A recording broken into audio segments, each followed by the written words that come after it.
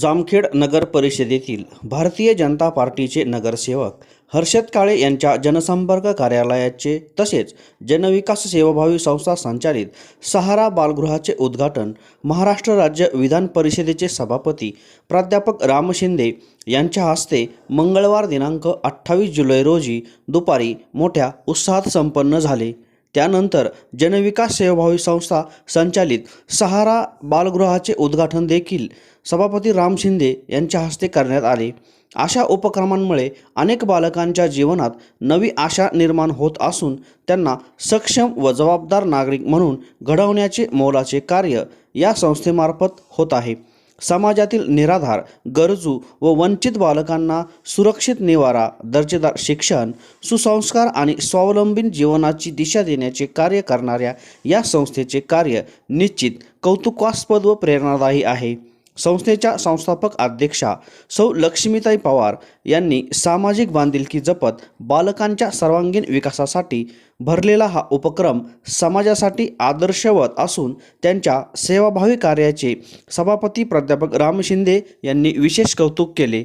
या कार्यक्रमादरम्यान माजी जिल्हा परिषद सदस्य, ज्येष्ठ नेते प्राध्यापक मधुकर अबाराळे भात, जामखेड कृषी उत्पन्न बाजार समितीचे सभापती शरद कारले, जामखेड नगर परिषदेच्या नगराध्यक्षा प्रांजलताई अमित चिंतामणी, कर्जत पंचायत समितीच्या नगराध्यक्षा छायाताई शेलार, माजी सभापती डॉक्टर भगवान मुरुमकर, राम पवार, मनोज कुलकर्णी, नगरसेवक विकी घायतडक, श्रीराम डोके, नगरसेविका नंदाताई होळकर, सीमाताई कुलकर्णी, अमित चिंतामणी, साहित्यिक व समाजसेवक नामदेव भोसले, सुनील शेलार, लाला शेळके, आबासाहेब ढवळे व इतर मान्यवर मोठ्या संख्येने उपस्थित होते। ही संस्था गेल्या काही वर्षापासून सुरू आहे।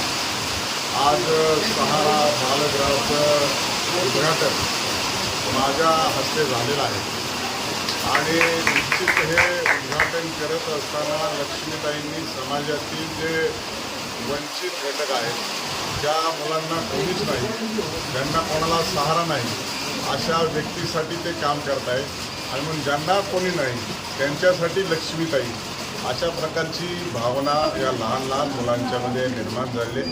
खरं तर वास्तविक पाहता या कलियुगात आणि धावपळीच्या युगामध्ये स्वतःचं सोडून, स्वतःच्या कुटुंबाचं सोडून कोणालाही अशा गोष्टीकडे वेळ नाही आहे आणि कोणालाही अशी कामं करण्यासाठी वेळही देत नाहीत, पैसाही देत नाहीत। परंतु लक्ष्मीताईंनी आपलं स्वतःचं जीवन या लहान मुलांसाठी देण्याचं ठरवलेलं आहे। निश्चित स्वरूपामध्ये मी देखील त्यांच्या अडचणीमध्ये जेव्हा केव्हा अडचणी येईल त्यावेळेस मी सहकार्य करण्याची भूमिका घेतलेली आहे।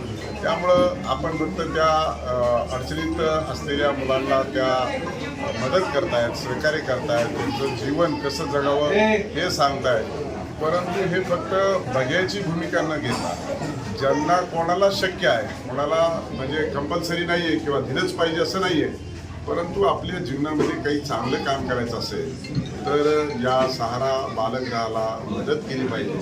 अशा प्रकारचं देखील मी भावना या संदर्भामध्ये व्यक्त करतो आणि हे बालगृह चांगलं पाहिजे, त्या सुविधा उपलब्ध झाल्या पाहिजे आणि लक्ष्मीताईंना निश्चितच त्यांचा मुलगा हर्षल नगरसेवक आणि राम दोघंही सहकार्य करत आहेत, त्यांचं कुटुंब देखील मोठं आहे। परंतु एवढ्या सगळ्या गोष्टीतून ते लक्ष देतात, हे तुमच्या आमच्यासारखी अतिशय आदर्शवत गोष्ट आहे आणि म्हणून साठी त्यांचा आदर्श घेऊन ते तर काम आणि कष्ट करतातच आहेत, परंतु सर्वांनी देखील मदत केली पाहिजे।